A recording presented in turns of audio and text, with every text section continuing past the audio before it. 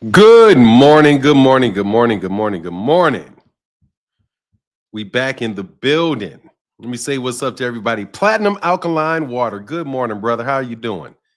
Good to see you this fine, fair morning. Mr. White, good to see you. Carl Dickinson said, bro, Fanon, are you good? Where have you been? We were concerned. Oh, I was good, man. I'm just, I just have to take a break every once in a while, man. Take care, put my dome, make sure my dome is all the way good. Steph Brown, what up, man? Salute to you, brother. Let's get this boxing talk on, man. What's going on, Andy Gill? Banks Hayes, what's going on, man? Barbara D, as always, wonderful to see you. All things in the building. David Howard, good morning, sir. Good morning. Valley in the building. David Tistain, big block in the building. What's happening with you? We wait till cats come on through. Man, I heard that Terence Crawford and Canelo Alvarez fight fell through. I hear it's not happening, man. I hope I'm wrong. What's up, Richard? How you feeling, man? I'm gonna wait for cats to come on in the building. We got about 100 people in here already. Yeah, man. My ears have Super Chat Thursday. Woo, man! Thank you for your support, brother. It's needed this Super Chat Thursday. I gotta go. I'm driving out of town to Kansas City, man. I'm gonna be in Kansas City tomorrow. Be doing the show from somewhere in between Texas and Kansas. We're gonna be on the road, man. What's going on, Cans Dre? What's going on, Brandon? Thank you, Brandon. Thank you, Brandon Brooks said, Fanon, I was worried about you. Was talking about Victor Conte. You disappeared. I'm glad you're good though. Man, let me tell you something, man. Victor Conte couldn't touch me with if he wanted to. So I ain't worried about nobody's don't ever worry about me, one of these clowns doing anything to me. Trust me, they ain't not doing squat. If it was somebody else, maybe. Me, never. What's up, Sam? How you feeling, bro? Trust me, never worry about me. If I'm gone for a little while, I'll be back. Trust me. Don't ever feed into that stuff. Sam in the middle. What's going on, man? So yeah, it's very unfortunate, man. So I hear that I'm hearing that everybody jumped the gun. Big Kev in the building said, top of the day, Fanon in the chat. What's good, man? Yeah, so I heard that everybody jumping the gun on this Canelo Alvarez versus Terence Crawford fight, and that thing is probably not going to happen next. I don't know what the issue is, but just seems like, there's a lot of conversations about fights being made, and people act like they're done and want to give everybody credit in the world for saying that they want to make a fight instead of, focus on the fights that are made, man. We got a lot of good fights coming up, man. Andre Fanon, what's going on, brother? I'm loving her hated TV. Shout out, man. What's going on, man? Shout out to Team Superfly. What Bud and Canelo believers look like? Look, bro. I believe it when I see it with everything. My guy Fanon, has your back. Okay, my guy Fanon, this your back. Oh, your back, big fella. Yeah, I'm back, bro. I just needed a little bit of time to take off, man. I needed to clear my head, man. I was getting a lot of people talking really, really crazy. You said, yeah, when fights are negotiated in public means the fight's not happening. I agree, man. But the thing is, man, that everybody wants, and I like this, seriously, man. I like the fact that Turki Al-Sheikh is trying to make these fights. I really do. I like the fact that he's trying to make these fights. I like the fight card that he's got, man. Sorry, glad you're back. Hey, Kenzo Philly, thank you, bro. Appreciate you, man. Maybe Bud wanted a 160-pound catch weight. Dude, I don't know what he wanted, but I'm going to tell you, man. He said, and this was put out on Twitter, that he had said before that he didn't that dude was too big and he didn't see that fight ever happening. But you got to take, when Terence says he doesn't see a fight, he said, didn't Turki say immediately after Bud versus Madmarov that he was no longer interested because Bud looked ass? Not that I recall. I don't remember him saying the word he looked like ass. But JC said, David Benavidez, Morrell, who do you favor? I favor Benavidez, but I'm rooting for Morrell. Sorry, David. I'm a big David Benavidez fan, but I gotta ride with my Cubano. I gotta ride with the Cuban, man. I got my sister's family is all up in Cuba, so I gotta root for them. You know what I mean? I gotta root, but at the same time, man, I know David Benavidez is the real deal, bro. David Benavidez is the real deal. David Benavidez has a lot of problems out there for people, man. I'm just happy that he's taking that fight. But let's I'm gonna look at something real fast. Let me come over here and look at it. I want to see, we're gonna run off the list of these fights that are coming up.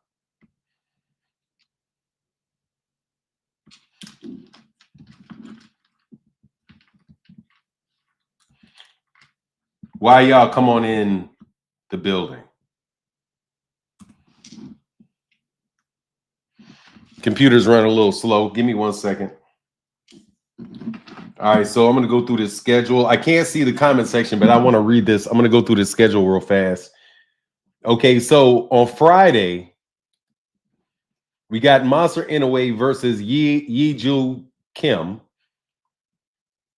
This Saturday, there's a Diego Possession. Now, I am watching this one. This Saturday, Diego Pacheco versus Steve Nelson. I'm looking forward to that. But then we got the next week, we got David Benavidez versus Morrell on the 1st. On that same card is Isaac Cruz versus Angel Ferrero, Jesus Ramos versus Jason Banana Rosario. We got Sergey Libanez fighting. On Sunday, we got Clarissa Shields versus Danielle Perkins. And then what's the next big fight after that? We got Dennis Beranicek.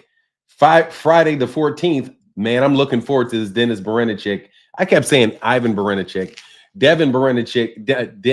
Beranicek versus Keyshawn Davis on the 14th.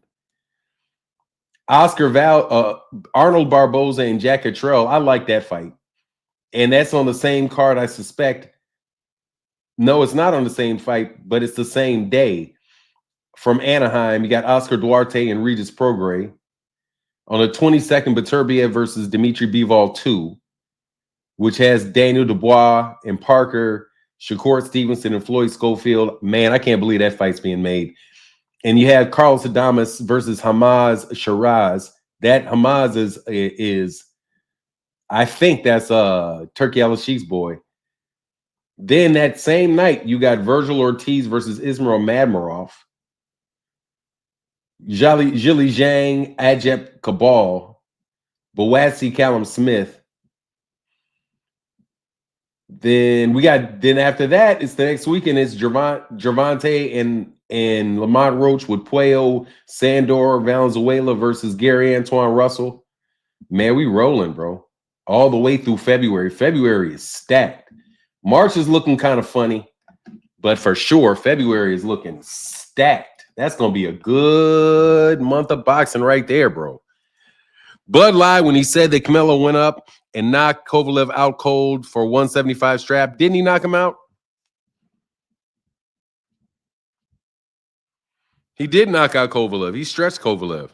Yeah, hell yeah. Gary Russell Jr. versus Puello. I mean, Gary Antoine Russell versus Rayo. That's what's up. Is Jamal? No, Jamal's not. They got moved to another card. Thurman is fighting on a Wednesday in March. Hey, man, I will take any fight that I can get out of Keith Thurman. Brandon Brooks back at it, brother. Thank you so much for the support, man. Horse's Mouth says salute to the mighty LDBC. Yeah, shout out to the mighty LDBC. Branford Brooks said they finna make Canelo Crawford for September because they was trying to give Crawford some time to juice up on snack. Hey, man, look, I heard the fight ain't happening. That's what I heard. He said he went up and lost. He did go up and lose. He went up and lost to Dimitri Bivol. Kenneth Phillips, what's Keith Phillips said? What's happening, Fine? Can you dig it? Can you dig it? Newark, New Jersey. Keith Thurman is back. Can you dig it? Yeah, I can. You know, shout out to all the Keith Thurman fans. Hopefully he won't lose. He's been out for what, 3 years? 3 years, and he's coming back against a big boy, man, and fighting that big boy on his home turf. That ain't no small. That's not no small thing, man. Salute to Keith Thurman. Salute to Keith Thurman for doing that, man. Give me 1 second. I'll wait till I get a caller to do that. Gervonta Davis was warned. Also, we're going to talk about Gervonta Davis and Shakur Stevenson, man. What's going on, Randall? I'm good, man. I can't complain, man. Just trying to have these boxing conversations with people. Always just trying to talk this good boxing with people. But that's a stacked card, man. We got a really good month of March coming up. And thank you to Turki Al-Sheikh for giving us a good month, man. Yeah, Clarissa fights on a Sunday. Fanon, dude, he fighting started out at 115 or something like that. Small. Who was that? Pull up bandit. Fanon, dude, he's fighting started out at 115 or something crazy small like that. Who was that? Started off at 115. No, Jay Mills, you are not blocked. I see you, man. I see you, Jay Mills. You're not blocked. You are ready to go. You are ready to go.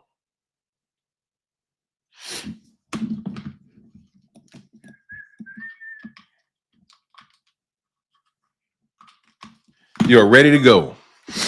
Joe Sierra said, Bud beats Spence, and y'all think he's God. Dude's record is horrible. He loses to majority 168 pounders. Joe Sierra, I think you're talking about the wrong group of. I think you're talking about the wrong people, man. Brandon Brooks back at it, man. God, dog, thank you, man. He said, notice Crawford's face looks bigger when he was cutting weight for Spence in comparison to David fight. Same with Demetrius Andrade. He didn't look that big until he fought David Benavidez. A tough fight snack is sus.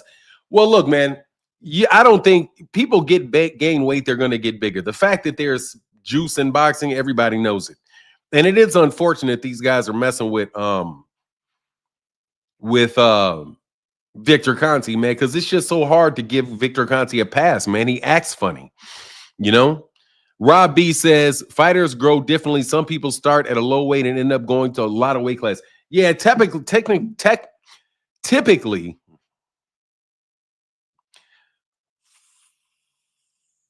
horse's mouth. Y'all are okay.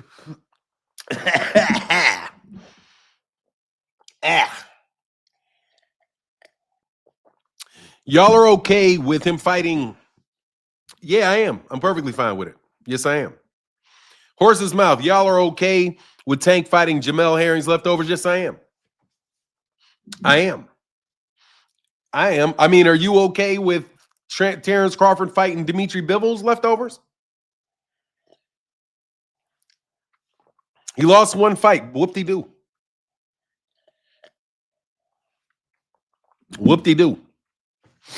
He lost one fight. Whoop-de-doo. I would definitely rather have the fight with Lomachenko if I could get the fight with Lomachenko. I wish Lomachenko would have taken that fight. Lomachenko would have taken that fight. We'd be on and popping, man. But Lomachenko didn't take the fight, so I'm not sure exactly what you want Tank to do. Rodriguez Jackson TV, what's going on, man? Salute to you, brother. Yeah, Lomachenko wouldn't take the fight. Keyshawn Davis isn't available for the fight. He's fighting Brennichik. Shakur Stevenson wasn't willing to take the fight. Devin Haney left the weight class. Teofimo left the weight class. Ryan Garcia, he already beat, and Ryan left the weight class. They're okay with Shakur fighting a prospect. I can't believe that Floyd Schofield fight's taking place, man. I can't even believe that it's taking place. It's so early for Floyd Schofield. Didi said odds versus Canelo. Bivol was plus 450. Plant plus 600. Magia plus 380. Bud plus 55. The opinion of experts who get paid to keep the house winning. Yeah, they're all plus. And you think Bud is going to enter at a plus 55 by the time that fight happens? I don't think so. Hunter Young, what's going on, man? Dudes act like greats didn't have regular fights between big fights. Yet Tank has to fight all killers. Manny fought C-level fighters between rematches. Look, man, that's an excellent point, Hunter Young. The more fights you have, the more mid-level fighters you're going to fight. If you fight once a year, then hey, man, you're not going to have, and you fight one good name a year, then hey, man, you're going to, over 5 years, you're going to have 5 good fights. But if you fight 3 times a year, over the course of 5 years, you're at 15, you're at 15 fights in 3 years. 50, if you're going to stay that accent, if you're going to stay that active, then you're going to have some fights that not everybody wants. But you know that, and you can see it anytime you go down somebody's resume, anytime you go down somebody's box rec, what do you see? You're going to see a bunch of conversations about who is this guy, who is that guy, who is this guy, who is that guy. I think that's just par for the course, man. If you go down anybody's, you look down Floyd's. Man, Floyd got a lot of slack for fighting Victor Ortiz. He got a lot of slack. He got a lot of slack for fighting Robert the Ghost Guerrero. He got a lot of slack for fighting Manny Pacquiao. He's too old now. Even though Floyd Mayweather Jr. was several years older than him, he was still too old. I'm sorry, man. I can't float with y'all on that one. I think we should start taking these fights and just enjoying the fights. I am going to be trying my best to be less anti-Turki Al-Sheikh, because I realize, dude, that the number one reason that I'm irritated by him is the fact that people are using him as a way to tear down the PBC. Not that he himself isn't willing to work with the PBC, or he's not willing to put on fights with Errol Spence or whoever has you. This is Cap. Vamp, you can click the link anytime you like. Here's a link for you. You can explain to me how I'm Cap. Please let me know how I'm Cap. Because I'm not going to cry about every fight that gets made. I'm a boxing fan, man. I need more fights to get made. Tank is a hoe. Yeah, Tank's a hoe. Why don't you fight him?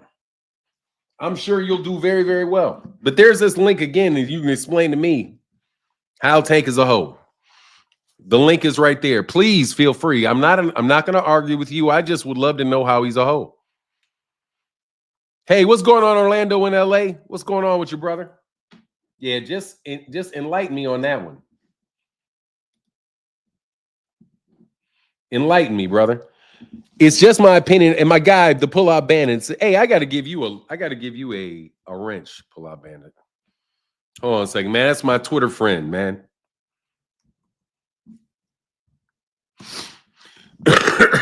Excuse me.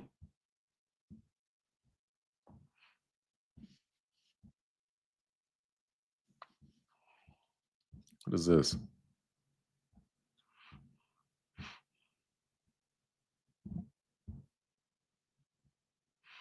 All right, I'm gonna set a timer, bro.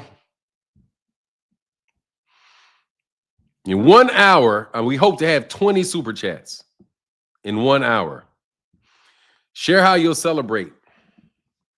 I will say thank you very, very much. And I'll give away a designer corn.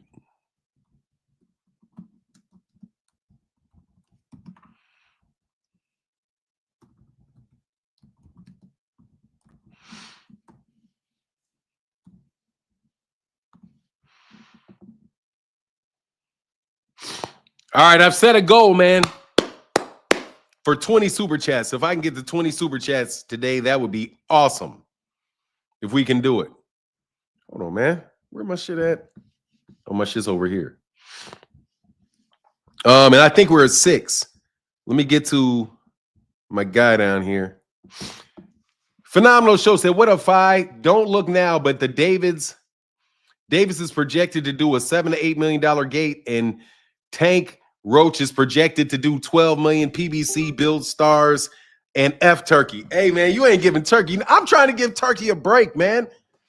Come on, Phenomenal Show. I'm trying to give Turkey a break, bro. I don't want to be so negative, man. If he's going to pay these people money and lose all that goddamn money, it is bad for American boxing, though. I can't lie. But look, so David's, who's the Davids? Oh, David Benavidez and David Morrell.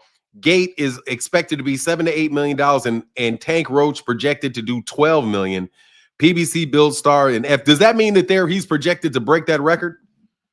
I think isn't $12 million at the Barclays Center? That's going to be a record. Because what did Did they do 12 million? Did they do 12 million for Ryan versus Devin? Yeah, exactly. Flexing another man's money, man. You mean, everybody got to get their money from somewhere. 2 Cents said all that PBC going out of business is dead. What excuse they gonna make this year? I don't know, but you know who's gonna make the mistake? Said no, it was 4.3. Yeah, let me tell you something. Oh, Ray, yeah, it did 4 to 5. Thank you. Yeah, 4 to 5. So yeah, and hey man, my guy is, hey, what is up? Kendrick Lamar is back. What's up, man? Man, how you been, brother? Man, I'm good. Good to hear you, dog. So I went off on Showbiz and Blue Blood for you. And I'm so happy. I just want to let you know that you the reason I caused that I got in all that goddamn trouble, nigga. Well, okay, wait, okay. You got okay.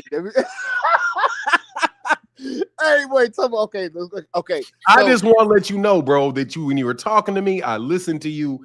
It was not something where I wasn't listening to you, I wasn't feeling you. I was just really trying to stay out of a lot of drama, but you made a point that was so solid that I had to get into the drama for a minute. But it was all for you, just so you know. Okay, can you tell me what the point was that I made that had that? Well, you said dude with the big bug eyes kept biting me. He kept biting my stuff. Yeah. But look, I paid attention to it, and I was like, yeah. 2 people can have regular thoughts, but then dude started talking about that double standard with Gervonta, where it's okay. Like you have to judge Gervonta on a different standard than everybody else. Because people keep coming with this argument, like Gervonta's so talented. He's so talented. He can do so much. We have to hold him to a higher standard. And I'm like, no, you hold everybody to the same standard. The same standard. Yeah, but they just try to justify talking down on Gervonta, but act like they love him at the same time. Okay, can I tell you? I'm gonna say like this, man. I'm so happy because I've been looking for you, and I saw it, and I went to rehab. I'm an open book. Yes, sir. I went to rehab, stopped drinking. You know what I mean? And that was something that was kind of a. And I'm like I said, I'm open book, man. I want to say I appreciate you because you are literally one of the reasons why I did it. Is because like I know that I can be able to, I can speak on an intellectual level, but how much of an intellect am I if I can't even kind of weigh myself on a kind of a Libra scale type of thing? What am I doing? What am I doing with intellect? And I look up to you so much. So I want to let you know that you are one of the reasons why I did what I did and I chose what I chose, and my life is being greater ever since. So I thank you. Congratulations, man. Yeah. But don't feel bad, bro. I had a weed relapse. That's why I disappeared for a little while, because I had a weed relapse. Like I was telling my wife, I'm like, man, where's Fanana? And I couldn't find everything. And then I saw people on other channels that were like, I'm talking about they only had like 5,000 subscribers. I mean, people were talking bad about you, and he left, he ran. I'm like, what is ran from who? But I don't know. I'm just saying what. Yeah, let me tell you something. I didn't run from shit. I gave out my personal address. Yeah. And told anybody, dog, any of you niggas that act like, I'm sorry, my wife is gonna get mad, but any of you niggas that act like you want smoke, nigga, come get me. Man, but they're not gonna come get me because they don't want that type of smoke, bro. Well, it happens every single time, dog. People talk crazy and then they never show up.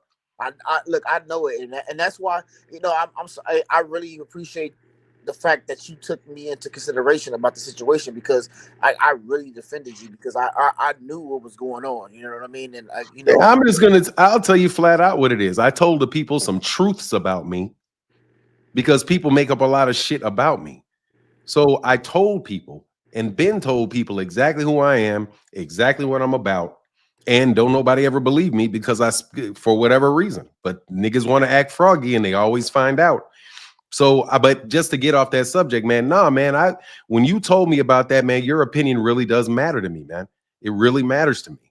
And if somebody that is a supporter of mine says, hey, man, this is a big problem going on around you, I apologize to you for going off on you a little bit because, I didn't want to deal with, I just didn't want to have to deal with it. I didn't want to sit there and talk about that nigga buying all them goddamn views and this another nigga lying like it's his job. You Right. know, No, I yeah. didn't want to I do that. just saw it because I'm a true supporter of you. I'm gonna tell you it's because of your genuineness, your openness. Like, I went, when I've been here for a long time, from back in the days when a lot of stuff that Yeah, really yeah, yeah, don't yeah. need to be spoken about. But the point is like, I'm not.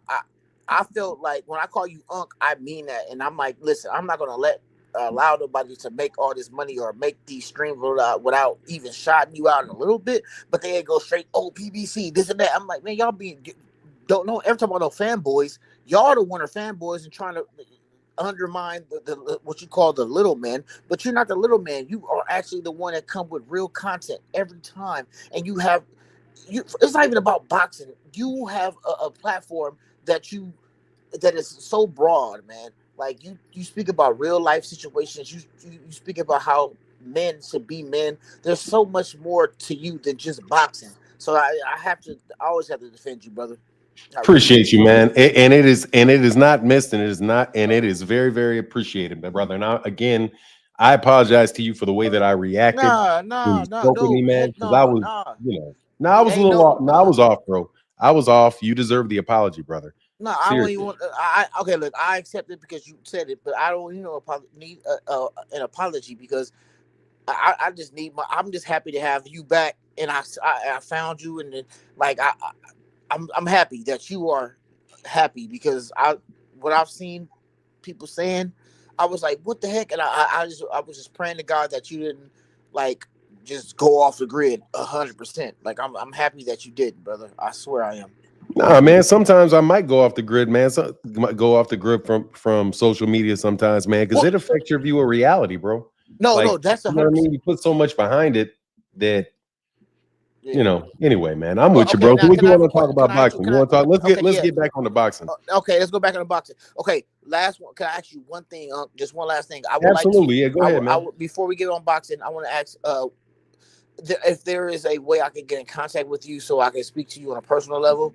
If you want me to pay, I'll pay whatever. I want Nah, to. man. Yeah, absolutely, man. Follow me on Twitter.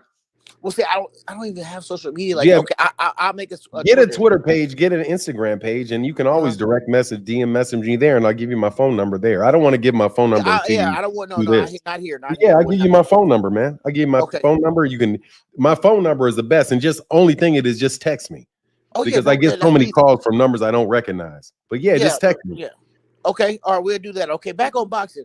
Um, I just got in the live, so I apologize. I'm not going on. Can you give me a little bit of a snippet of what you're talking about right now?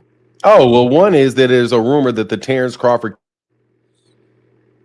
Canelo Alvarez fight is not happening. Another portion I wanted to talk about is what Mikey Garcia said about Gervonta Davis and how Gervonta Davis should not fight. You So kind now of breaking up, Gervonta should fight somebody like a key, like, huh? No, you were kind of breaking up, Unc, a little bit. You said he shouldn't fight um LaRoche, but you saying he should fight like Keyshawn. You saying? No, he's saying that he should fight somebody like Lomachenko. Well, Lomachenko. Okay, my thing is this: Lomachenko had his chance. Lomachenko had his. If I were to look at it as a pure boxing fan, Lomachenko had his chance. Now, is he going to step up and do it though? If the opportunity was given to Lomachenko, would he do it right now? Do you think he would do Are it? you there? Yeah, can you hear me now? Yeah, I think Loma will give it. I think Lomachenko will take the fight. I think Lomachenko. Let me say something, man. Towards giving people the benefit of the doubt. Yeah. I think that Lomachenko will fight Gervonta if he comes back. But I think that the plan from Top Rank is probably going to be for Lomachenko to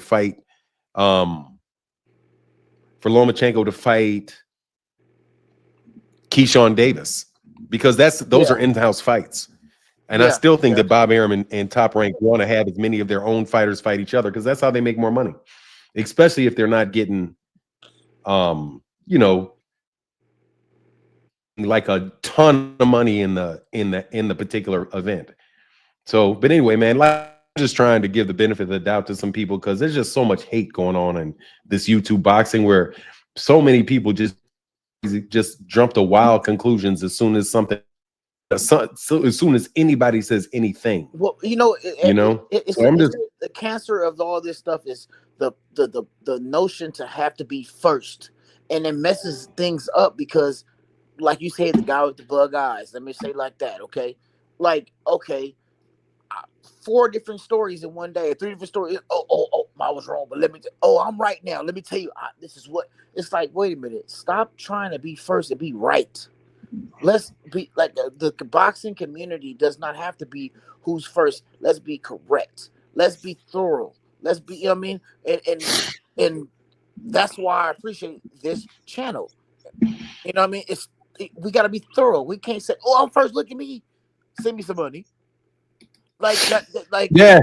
that taints everything. That taints the whole. You know what I mean? It's like selling your soul.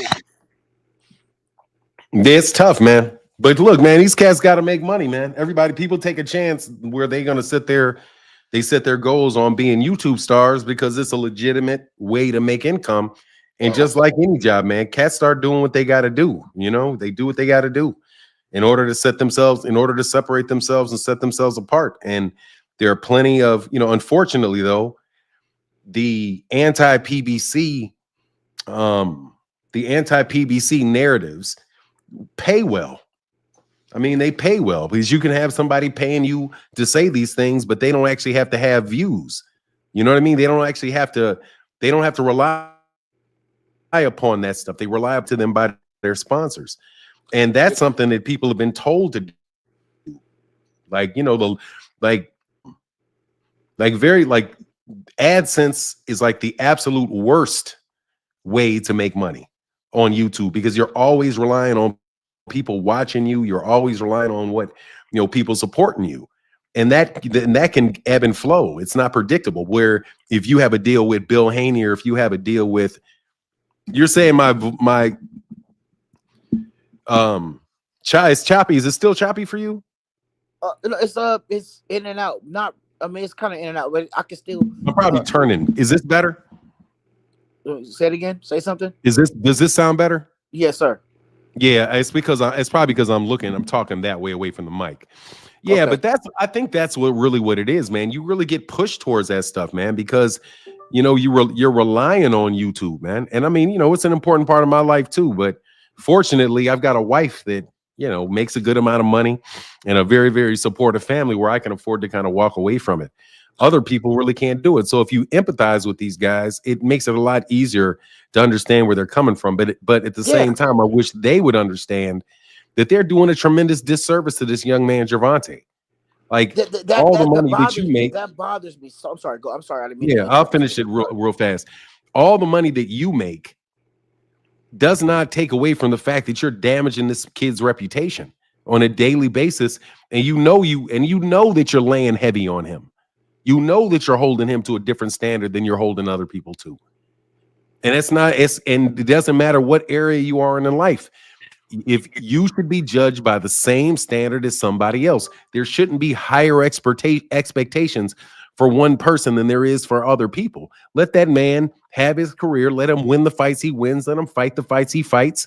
And if you don't want to watch it, cool, don't watch it. But I don't get it. Like I'm not going to spend every single solitary day talking bad about Turki Al-Sheikh just because there's some things about the way that he moves that I don't like. I'm going to try to stay more positive. But go ahead, man. I just want to say hallelujah because a lot of people don't even like Turki Al-Sheikh. It has been rubbing me the wrong way since the jump. I just be 100. I don't. If please stop me if I'm being detrimental to your channel because I don't want to. Yeah, I'm okay. I just I agree 100%, 100,000%. Like to me, I feel like okay. Can I be honest one time before you on? You can be honest every single solitary time, man. Okay. I'm not gonna be mad. All right, so I really, really, really feel Turki Al-Sheikh inserted himself at the perfect point in time with Crawford beating Errol Spence. Because if Spence would have beat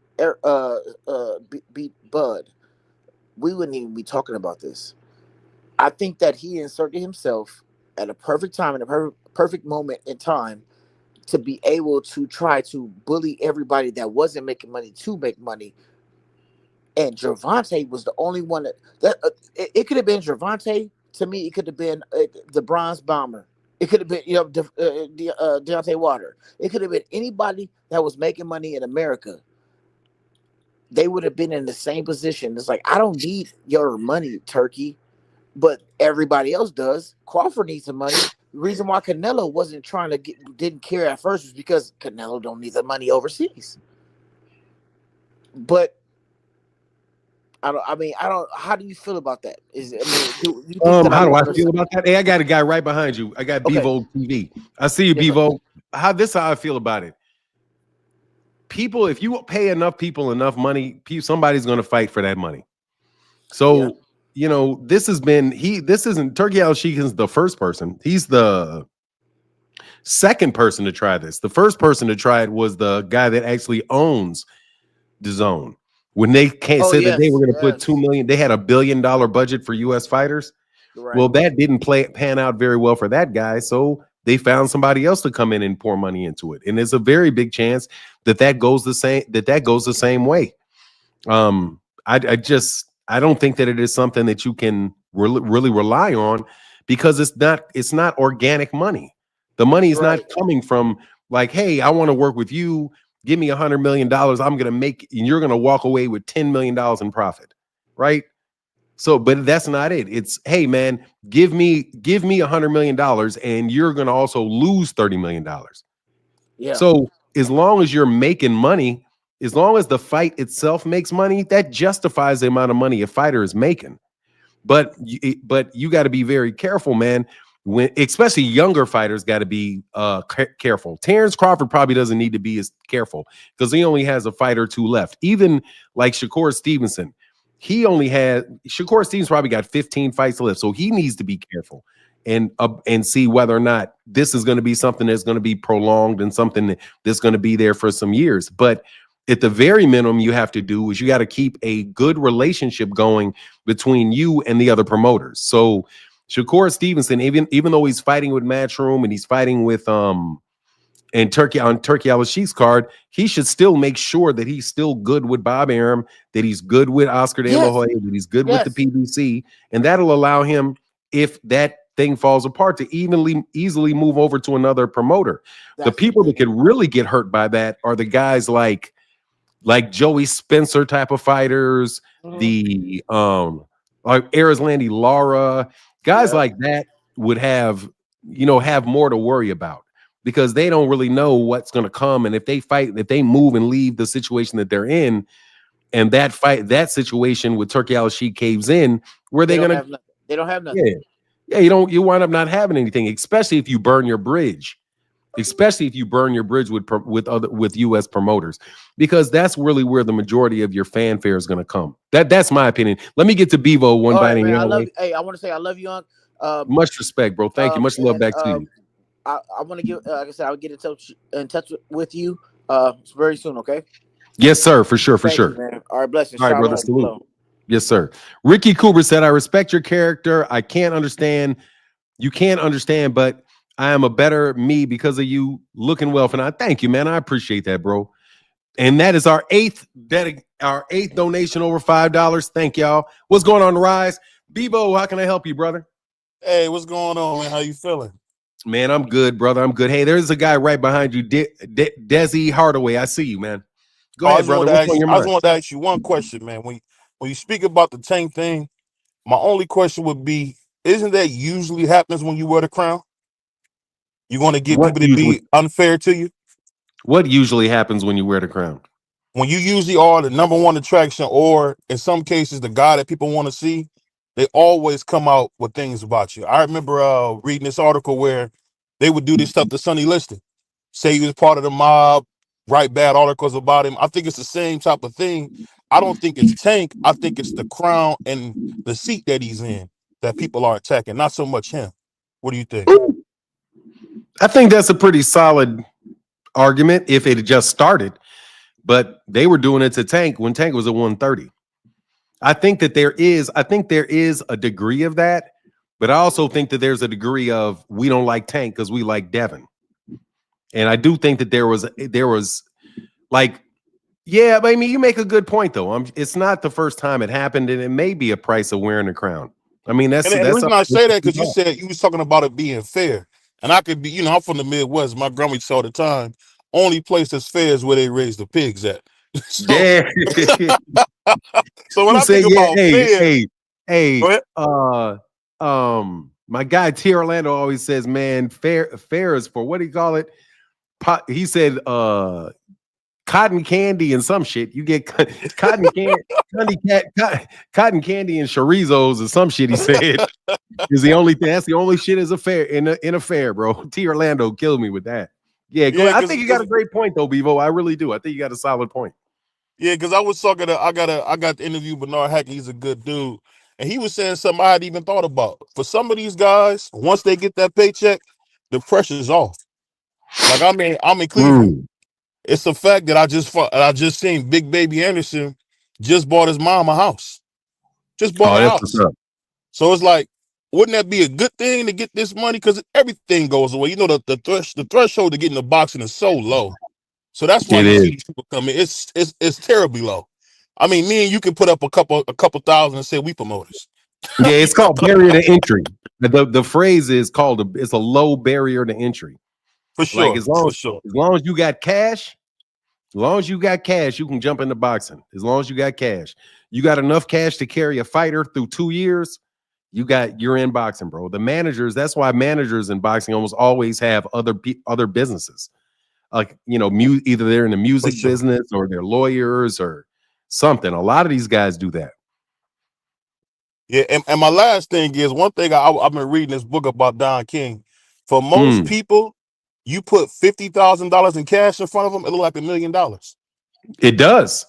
So bird in the hand is worth, especially if you give it to them in cash because they ain't no tax on that. Yeah, so that's something I think people don't understand. It's always been that way. They had a funny story. Don King came to Larry Holmes' house with 500,000 cash and said, Larry, take this money. I gotta go, baby. We got some people to do. That's what I mean when I say like what Turkey's doing is nothing new. It's nothing new. No, it's not new. You know, and Don had this little saying was he would give you a contract empty and you fill out the bottom. You know, we'll fill the rest in later, as long as you take the money. Sign it. You know, Don used to do that. Yeah, Don King. Don used to do that, but I want to holler at my Chi-Town brother, man. That's all. That's what's up. Hey, just before I go to talking with you, man. Appreciate you. Like, let me give you one on that, man. Oh, you out? All right, I'll get back with you, Bevo. All right, take care, Bezo. Bezo is a former dog of mine. Bevo. What's going on, Desi Hardaway? How can I help you? Yo, you hear me? I hear you well, sir. Can you hear me? Yeah, I hear you. I wonder what's the problem with Turkey? Like, as a fan, I think you would want to see these fights. Want to see what fights? The fights that he putting together for 2025. Yeah, I want to see the fights. Oh, well, why people hating on him? Like he doing bad for boxing? Because he talks a lot of shit. And he's connected to people that use his name to run down fighters. Like, I got in a big argument with this dude, and he was talking about how Turki Al-Sheikh's made an offer for Gervonta. Turki Al-Sheikh has all the money in the world. No, that's not true. And if somebody doesn't need to go to Turki Al-Sheikh and fight in Saudi Arabia, why should they? You know, and a lot of times they're using Turki Al-Sheikh as a counterweight to Al Haymon. So oftentimes I'll get comments like, Turki Al-Sheikh's putting all these fights, American boxing's going away. What's Al Haymon going to do about it? Meanwhile, they skip the fact that Al Haymon is not the only American promoter, and he's been very, very successful. That's I think is the problem with Turkey, is that Turkey's been just opposed by a lot of people against Al Haymon. This is my thing though. Without Turkey, we don't get a lot of these fights because we almost didn't get the Terence Crawford and Spence fight because it's two sides of the street. Now, but you did get that. We did because Errol Spence We Desi, did because Earl Spence put the Desi, pressure on his it team. doesn't matter. That fight happened. So you can't use that as an example of something not happening because that fight How long happened. did the fight take? It Damn near 6 happened, years. man. It happened. Oh It my happened. God. The fight happened, You know bro. what's crazy about that fight though? Yo, hold It's a on, man. clip. Beezy, hold It's on. a clip. Deezy, Hold on. It's a Deezy, clip hold on. where. No, I'm not holding on. Oh, okay. I'm Okay. asking you to Go hold ahead. on. Go ahead. If I understand your point, but you got to bring up a fight that actually did not happen. You can't bring up a fight that did happen as a reason for Turki Al-Sheikh. Usyk and The fight Tyson Fury. did happen. Usyk That's and all I'm Tyson saying. Fury. What? That fight didn't happen until Turkey stepped in. What fight didn't happen until Turkey stepped in? Usyk and Tyson Fury. They fought 2 times. Yay for Turkey. I like that fight. I'm just saying. You said name a fight that didn't happen because of, Yeah, that fight, bro, that fight not happening with Turki Al-Sheikh was related to the fact not happening originally was the WBC. That's the WBC that was saying that they would refuse, that they refused to allow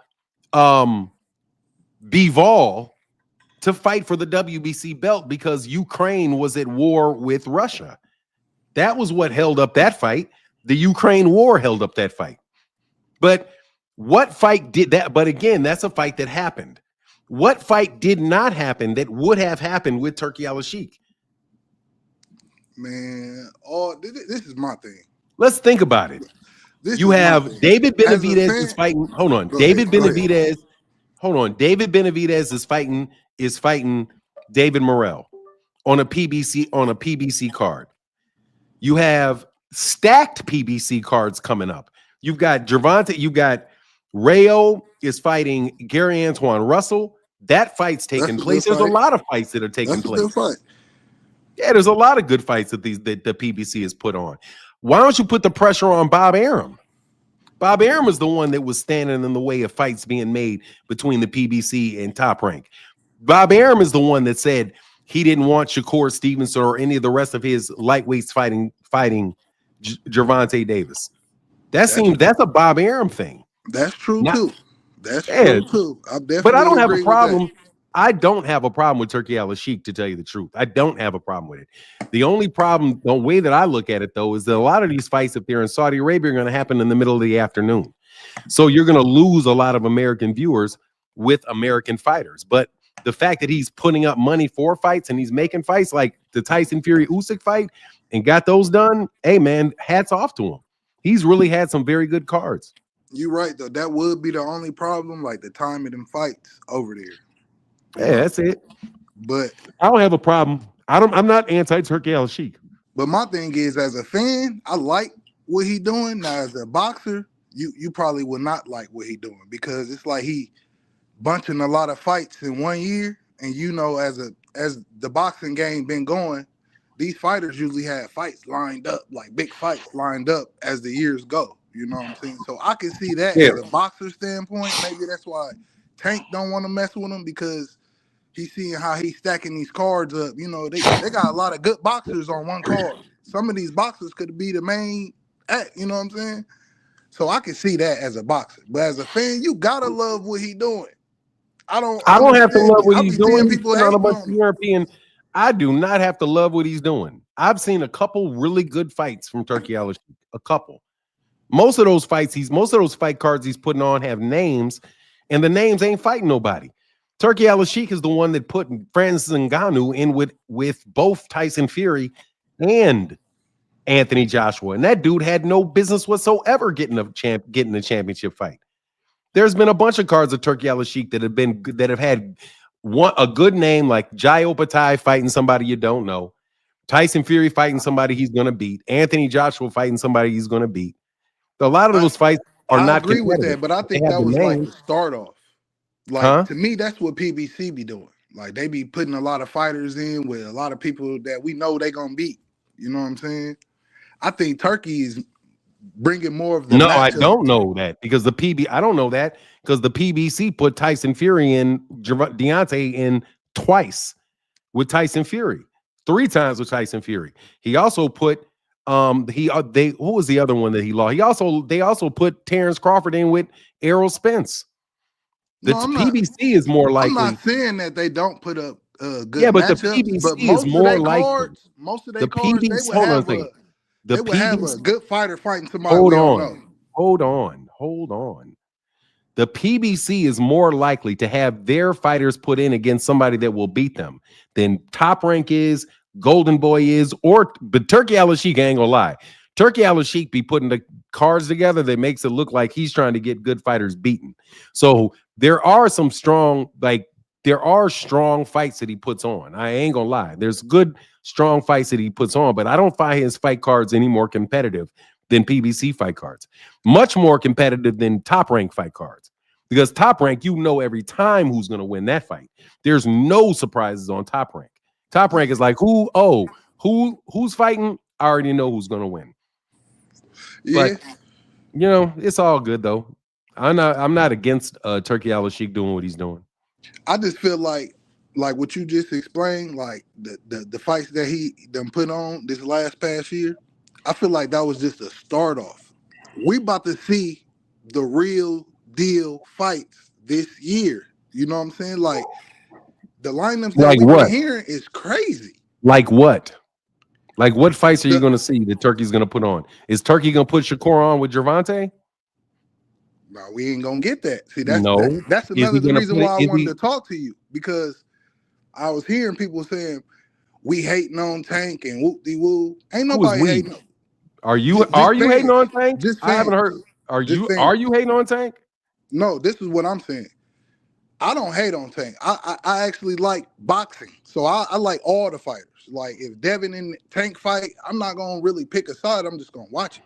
But my thing is this: Tank. The reason why he getting so much backlash is because we all feel like he's that good to where he's no, dude. You think that? You think that? So don't nobody think Tank is the number one fighter you at 30, said you 35, 40? You said that. You think that. You don't speak for anybody other than yourself. You think that. Just like I am okay with Turki Al-Sheikh's card, but I'm not going to speak for Phenomenal Show. So where do you got Tank in 35, 40? He's the best. He's not at 40. I don't have him at 40. He's not at 40. He done fought at 40 though. I don't have him at 40. He can easily go to 140. I don't care. He's not at 140. So at 135, he's the best guy in 135. I got him number 2 pound for pound in the sport. I just said that. Dude, you asked me where I have him at 135, 140, and I said he's not at 140. So I don't have him anywhere at 140. Okay, so at 135, you got him at the best, right? Yeah, I got him as the best at 135. So that's what I just said. I said, we feel like he is... Not we! Bro, you're going to bust me up with this we shit. You just said he's the best. No, that's what I think. I'm talking for me. You speak for you. I speak for me. Well, you just said he's the best at 135. Yeah, that's what I think. He's the best at 135. So that makes we. Okay? No, it doesn't make we. That's you and me. You and I. Ain't no we, nigga. You ain't my wife. You think what you think. All I'm trying to tell you is to stop. Hey, bro, with me, some weird time, bro. Dog, all with I'm me, saying is, bro. A lot of people think. All I'm saying is, throw your ass back. I'm gonna throw your ass in the back. Speak for yourself. Speak for yourself. If you come up talking to me, speak for yourself. Do not add we like you represent 50 million other people, bro. You are you. I am me. That ain't weird. Speak for yourself. You done? See ya. Famous Ace, how can I help you? For now, you got me over here crying, man. I mean, I don't get that shit. People always come up here wanting to talk about we.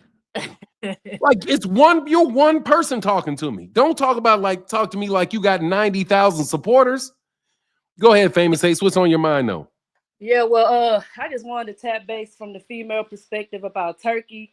Everybody is failing to realize Turki got oil money. He's throwing on these fights. He's like a rich kid that's just looking to buy his friends and buy, to get everybody that want to think he cool, that's basically buying his friends. He's buying the boxing community. He's putting on these fights. People are failing to realize that the American promoters and even DAZN, they're in business for profit. So although these fighters are wanting the big money, the fights haven't been happening like they may have wanted to or tried to. It's because they're demanding big money and they're not going to make profit. Turkey came in, he's able to give that big money because he doesn't care about profit. That's it. That's it. He doesn't care about the profit. He already said it. He's like a kid in a candy store. He just want to put on some big fights, and that's cool. Let these guys make their little money while they can. Is it gonna last? I don't know. I think Turkey mentioned that he's not going to be just throwing money out there as much like he was at first. I think he's going to try to start putting on some fights to make profit now, eventually. But for right now, everybody's over there eating it up. The guys that's not making the big money in America or not getting the big money with their promoters, they're trying to go over there to make that extra money while they can. But yeah, I don't have a problem with that. Yeah, everybody's just getting it confused. Like just Turkey, he's what he's buying everybody out. You know, he got the money to do it, and that's just what it is. It don't have nothing to do with him. He just like he's just the best guy. He the best promoter. No, he just have. So it's a difference. He's buying everybody. Buying just like a rich kid buying their friends because he got the money. He want to be cool. That's what he's doing. And ain't nothing wrong. I don't have a problem with it. We getting some big fights. Ain't nothing wrong with it. But I'm not finna sit here and just say, oh yeah, Tank need to go over there with Turkey. Tank need to he being a B because he don't want to fight. Like no, and that's another thing with Tank too. Everybody keep belittling Tank and saying, he not trying to be great because he don't want to go to 140. Why do he need to go to 140? Oh, because they want him to lose. Yeah, that's all it is. Everybody want him to lose so bad. And then it's like people don't realize Tank cannot live his life trying to satisfy the fans because at the end of the day, no matter who he fight, somebody's gonna come back and say, oh well, he ain't fight this guy. He ain't fight him though. So it don't matter who he fight. Y'all never will be satisfied. Watch the fights or don't. That's all I say. Tell him. Watch the fights or don't. Because no matter who this guy Tank fight, no matter who Devin fight, no matter who this guy fight, y'all will never be satisfied. Let that young man live. He came from nothing. He's doing great, taking care of his family. And that's all he wanted in life. He didn't want to go for belts. He wasn't trying to go to be 3 division undisputed champion. And then another thing, just one more point. I'm not no Crawford hater.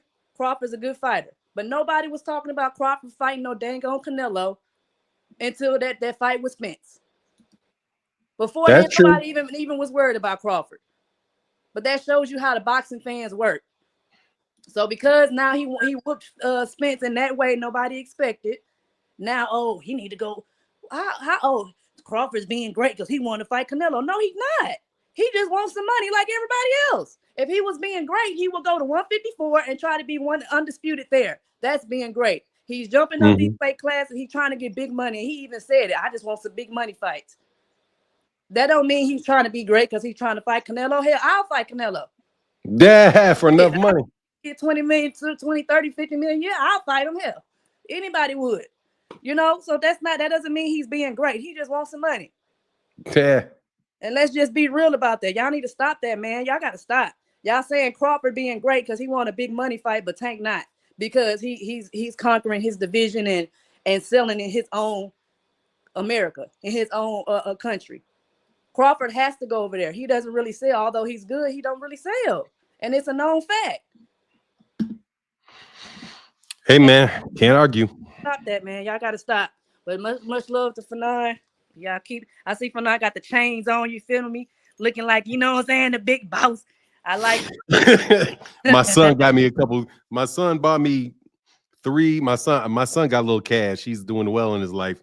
He got me these little 3 gold bracelets. He got me bought me some silver, bought me some platinum. So I had to wear it. Looking nice. You looking like the salt and pepper daddy. You know what I'm saying?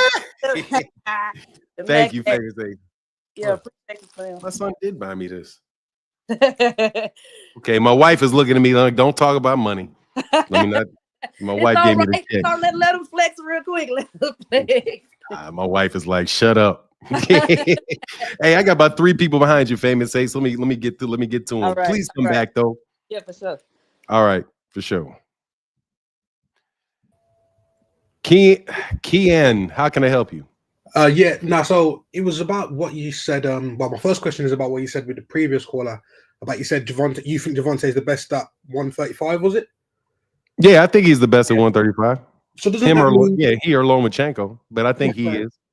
So wouldn't that then mean that because you see him differently, we expect different things of him? No, Why not?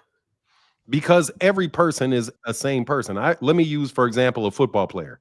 Mhm. If one receiver could be more talented than another receiver, but if the man makes 15 catches, he makes 15 catches. I mean, you judge everybody by the same standard. That's why you call Tank talented to begin with, because he's faster than other people or he has more power. But it's all against everybody else. You measure somebody based on what they do. None of these expectations were around Gervonta. Let me put it this way. Gervonta should be judged by the same standard as every other fighter. And if he's better than every other fighter, then he's better than every fighter, and he earned it honestly. I don't think you look at somebody and say, "Ooh, I think he's really great." Therefore he doesn't have to fight the same people that other people fight. He can't fight this guy. He can't fight that guy. I just don't follow it, man. I don't see it like that. I want to see this guy fight. I want to see these guys fight 3 times a year. And if you fight 3 times a year, not everybody's going to be Shakur Stevenson. No, that's just my take. No, of course. But my thing was, if you see him as better, I'm not saying you. Look, I think he's the best. I don't know until they fight. No, that's what I'm saying. I don't know. I don't know who's going to win the fight. I do not know who's going to win the fight between him and Lamont Roach. They actually have to fight. I would say I'm pretty confident Gervonta's going to win. Well, you can be pretty confident, but what happens when he loses? What happens if he loses? I'll be shocked because I think he's better than him. Well, there you go. So let's see what happens. I'm gonna ask you a question. Seriously, you got something better to do on March? What was he fighting? March 1st? You got something better to do that night? What do you mean? I didn't say anything about the fight. Yeah, I'm telling you, like March 1st, he fights Lamont Roach. Are you watching the fight? Yeah, of course I am. Why would I not? Well, there you go. That's all I'm saying. I'm gonna watch Gervonta fight whoever Gervonta fights, and then when the fight pops up, it's a great fight. I'm extra excited about that. But I'm not gonna.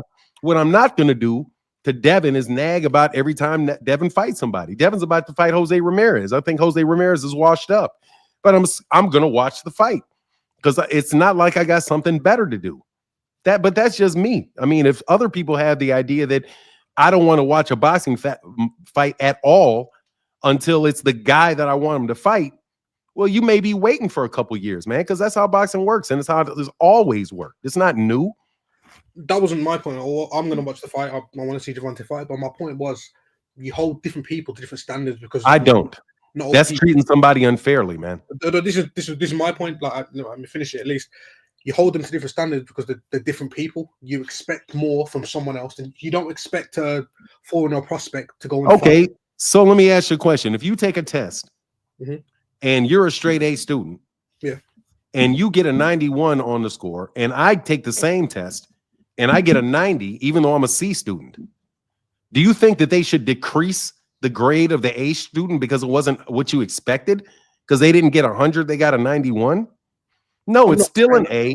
It's still an A. You write the A down and you say, hey, man, you missed more questions than you usually miss, but you give them the grade he earned. You don't say, well, I expected you to get 100, so I'm going to give you a C for your 91. No, your 91 is an A no matter what. No matter who gets the 91, a 91 is an A. You don't say, well, I expected this guy to get 100%, but he gave me a 91, so I'm not going to give him an A. I'm going to give him a C. Why? Because I have a higher standard for him. If he doesn't get 100%, I think that's average for him. I'm going to give him a C. You'd be pissed off, and everybody would be pissed off because you're holding that person to a different standard based on your expectations. I'd say that doesn't completely follow. I'd say if you were expected to get a 91 or whatever, if you were a C, you say C and you get a 90, I get an A. Yeah, you've exceeded expectations. No, I got an A. Yeah, I got an A. You were expected to get a C, so you've exceeded expectations. So you think I should get an A plus? I'm not saying 91. I'm saying congratulations, you exceeded expectations. We didn't expect. No, it's not about your expectations. It's about the fucking test. I got 91 out of 100 right. Fuck your expectations. I don't mean to say this to you, but fuck your expectations. That's a 91. Give me my A. Yeah, I'm saying that's great. But if someone else is expected to get an A plus or whatever, however you lot do it, and they get an A, I'd say that's good, but you didn't reach all the No. Well, then you shouldn't be a teacher because a 91 is a 91. You give him a 91 and you say that's his A. That's what he earned. No, it's good, but it's not as good as you could. It is 91. There's no good or bad to it. It's a 91. It's an A. Yeah, it's good, but not as good as it could have been. It's an A, period. You get between 90 and 100, and it's an A, period. Teachers don't get to do that. Teachers don't get to say, I have higher expectations for you, so you got a 91, I'm going to give you a C. No, I'm 91 is an A. Let me do the comparison. Gervonta Davis is about to fight Lamont Roach. Lamont Roach is a reigning world champion. Mm-hmm. He's a reigning world champion. If Gervonta beats him, Gervonta would have beaten a reigning world champion. Anytime you beat a reigning world champion, that's an accomplishment. Because he beat if he wins, he would have won and beaten a reigning champion. And when you write down his accolades, you're going to add Lamont Roach to the number of reigning champions that he's beaten. And that's a matter of fact. That's not a matter of opinion. That's a matter of fact. Lamont Roach owns the WBA title at 130. He's right now a reigning champion. If that reigning champion moves up a division and fights the champion still gets credit for beating a reigning champion. Just like if Canelo Alvarez moves up and fights Dimitri Bivol wound up getting put on the top 10 pound for pound because he beat a guy that moved up in weight. That's what I'm saying. Just hold Gervonta to the same standard as you hold other people to. That's what, now I'm not saying you're doing this, but if somebody doesn't like Gervonta, that's when they do it. They'll be like, yeah, I know he beat Lamont Roach and Lamont Roach was a reigning champion, but come on. He's only a 130 pounder, even though he's actually bigger than Gervonta. And you say, well, I'm not going to count that. Why? Because I think he should have fought Shakur. You're just being unfair. But I just think it's unfair. Yeah, my overall point is that the Lamont Roach is whatever. Like he can't fight who I want him to fight. So this fight's whatever. Like he can do that. But my overall point was we hold them to different standards because they're different people. He's better. You hold him to a different standard, not we. Yeah. When I said we, I apologize. Me, I hold him to a different standard because I think he's better. Could do more. So that's that. And because you said that you think he's the best, but you don't hold him to the standard. That's why I thought there was a bit of a contradiction. But if you explained it, then yeah, bro. Look, man, I'm holding people to the same standard because that's what being fair means. That's how you know somebody. That's how you know somebody's exceptional. When you hold them to the same standard as other people, but they perform much better than everybody else. That's how you know somebody is exceptional. By holding them to the same standard as everybody else and to see where they go.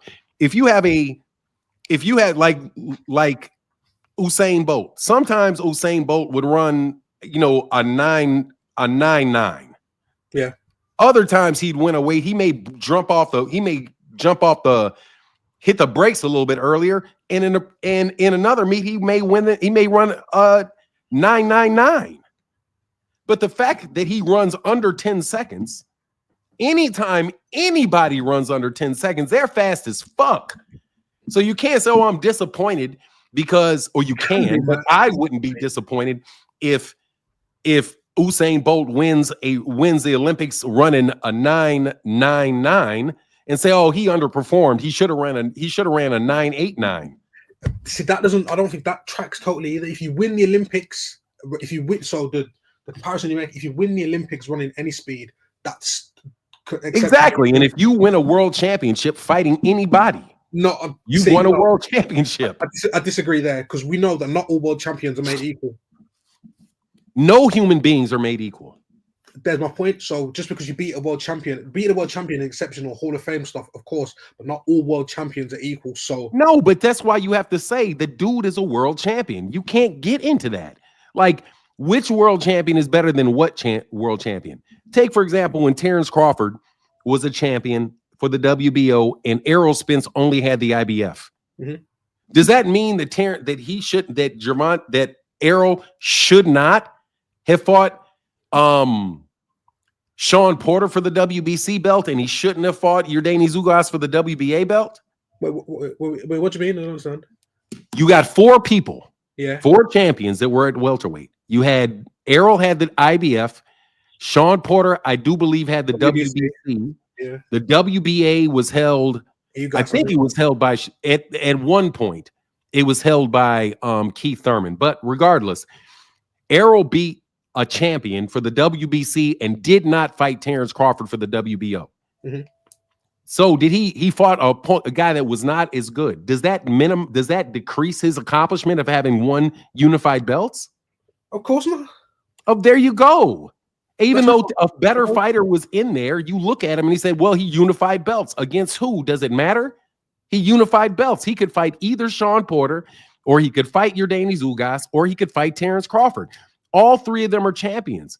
If he wins the fight, he wins the fight. Same way that when Bud Crawford goes to 154, he fought Madmarov. He didn't fight Jermell Charlo. Mm-hmm. But I'm not gonna say, oh, well, I'm not gonna count that 154-pound championship for Terence Crawford because Terence only fought Madmarov. He didn't fight Charlo. I'm not saying that either. I'm just saying that all world champions aren't equal. So if no people are equal. Exactly. So if you beat the subjectively the weakest champion, say that's good. You don't know who the weakest champion is. In retrospect, I think you can answer that. In retrospect, 2020 is always hindsight is always 2020. But right now, we do not know who the best guy at 147 is. We don't know.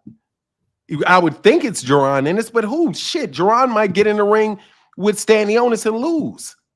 The upsets happen, and upsets happen because because there's not that much difference between these guys. Gervonta Davis may be the best fighter. I think he's the best fighter at 135, but I don't know for sure if he's going to beat Keyshawn Davis until they fight. Keyshawn Davis may have his number, just like Shane Mosley. When Shane Mosley is at welterweight and he had already beaten Oscar De La Hoya and he fought Vernon Forrest. He winds up getting beat by Vernon Forrest twice.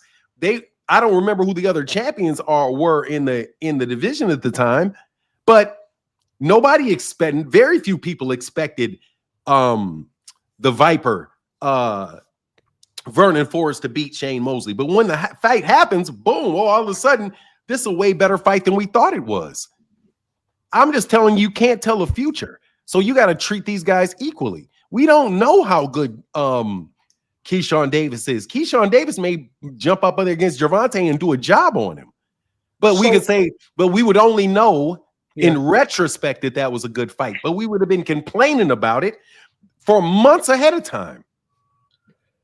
So you're saying we treat all world champions the same until we know? I'm telling you, have the same standard for everybody. If somebody is a champion in the division, you say, well, their responsibility is to unify the division. They can unify that division against any one of those champions. And then when they unify, if they try to unify 3 belts, it doesn't matter who that person is that has that belt, as long as he goes to get it. And then he can end up with whoever the last person is. And if he holds all 3 and that person holds 1, then he should fight that guy, whoever he is. Just like Terence Crawford gets credit for being an undisputed champion at 140. Nobody's taking that from him, but he got those belts off Victor Postal and Francis and what's his name? Ndungo. Ndungo. Nobody's thinking those guys are world killers at 140 that he fought, but he's still the undisputed champion. He can still say, I was the undisputed champion at 140. Why? Because I beat the guys that are there. I'm not holding Terence Crawford and saying, oh, that undisputed championship is not as good as Jermell's undisputed championship, even though Jermell fought much tougher competition to get it. I'm holding him to the same standard. Terence Crawford became undisputed at 140. He's an undisputed champion at 140. That's an accolade nobody can take from him, regardless of who you think he fought. That's what I'm saying. Gervonta Davis has no... Lomachenko turned the fight down. Shakur said he wasn't ready to fight, and Berinicek is fighting Keyshawn Davis. What is Tank supposed to do? Leave the weight class? So as long as No, so as he's long as supposed to fight those as guys. long He's as supposed to fight those guys. yeah. So as long as you pick up a belt, you can't diminish. Are you saying you can't diminish their accomplishment if they've beaten a world champion? What I'm telling you is And that's use your the world champion. same standard for everyone. Use the same standard for everyone. That's how you want to be treated in your real life, don't you? You don't want to say, oh, this guy right next to you is clearly driving 85. You're driving 70, but the police officer pulls you over and you say, hold on, why are you pulling me over? That guy's doing 85. Oh, well, he's got a different car than you. He's driving a Ferrari, so it's a little harder for him to control his Ferrari. So I'm not giving him a ticket. I'm giving you the ticket. That doesn't track either. I said that doesn't follow. You can keep saying shit don't track. It doesn't. Nothing's going to track exactly, dude. I'm using an example of a standard for somebody, and you using different standards for different people. You don't want different standards for your speeding than somebody else. If the speed limit says 55, then the speed limit is 55. They shouldn't look at somebody doing 90 and say, nah, he's driving a Ferrari. You, on the other hand, you're driving you're driving a Civic, and so you really have to be on your gas to be doing that. No, we're not going to give a ticket to the Ferrari guy. We're going to give a ticket to the guy that's driving the Escort. There are no universal a speed rules. limit is, brother. A speed limit is a speed limit. It's different in boxing. It's not different. If somebody wins a championship, they won the championship. Yeah, that's good. And if they won the championship, then they're a champion. If you are a fighter in a division and you're trying to fight other champions in that division, you're doing what you're supposed to do. You can't hold this man to a different standard than another person. Just have the same standard. Do you expect all fighters to do similar things then, or the same? No, but I expect the standard to be the same. You're going to have a 12-round fight. It's not going to be a 13-round fight. You're going to be wearing boxing gloves. That guy doesn't get to fight you bare gloved. Why? Because, well, he doesn't punch as hard. Let him put plaster over his hands. No, the rules are there to make everybody be treated the same. And if you are able to overcome that standard better than other people, then you show you're exceptional. You show how you're exceptional. Terence Crawford didn't win undisputed in one division. He won it in two divisions. But you still hold him to the same standard. Terence Crawford was not able to fight Errol Spence because Errol Spence was fighting Sean Porter. Errol Spence was fighting Yordenis Ugas. Same thing for Yordenis Ugas. Same thing for rules, not standards. Those are standards. I'd say rules are standards. In some instances, I wouldn't say it's the case in this instance. Name a rule that's not a standard. In boxing, any rule that's not a standard. Like I said, the boxing gloves, that's a rule because we're boxing. Therefore, they give a standard. You have to wear these ounces of glove. The standard glove at this weight class is 8 ounces. The other one is 12 ounces or whatever they are. Unless we change it and me and you want to do 10-ounce gloves or but no, I don't even think you can do that. With me, I don't think you can agree. I don't think heavyweights can agree to fight in 8-ounce gloves, bro. I don't think they can. I think that's a set standard for their gloves. You don't want people to be able to wear different gloves. You don't want people to be, no, you want to have, to the extent possible, you want everybody to be judged, or I want everybody to be judged on the same standard, if at all possible. But no two people are exactly alike. No two people are exactly alike. There's never was another Gervonta Davis ever. This is the only one you'll ever get. But to address it, I'm sorry. I feel there's a little duplicitness here. What I hear is judging by a different standard tells me this. If I judge them by the standard of everybody else, I can't complain about them. I want to complain against them about him, so let me heighten the standard for him. As if you're some big fan of his. Like, I don't think you're, I'm sorry, bro. You don't strike me as a big Gervonta fan. Why would you say that? Because you're trying to hold him to different standards. That's why I am a fan. If I tell you Muhammad Ali, why is Muhammad Ali great? Because he won 18 championship fights. Best of the best, yeah. Right. Because why is that exceptional? Because most people don't even win one. Most people couldn't do it, yeah. Do you know why they run around and call people champs, boxers champs, well after they retire? Because most people never even accomplish one. So to win 18 championship fights mean, whoa, most people never win one, but you won 18, you're exceptional. Yeah. Only by judging Ali by the same standard as everybody else will you see how good he is. You'll never know how good Gervonta Davis is if you heighten the standard so high that he can barely reach it, but yet you've got a lower standard for somebody else that they can fucking jump over anytime they want. No, judge people by the same standard. I think he's better. Do you want to be treated? Do you want to be treated with a different standard than other people? If I'm at my workplace and someone is new and I've been there for a few years and I do something that I've been doing for many years, someone comes along, has never done it before, does it to the same level as me, they would say, oh, they wouldn't give me the same congratulations as they've given the new person because I should be doing that. Something I've learned to do.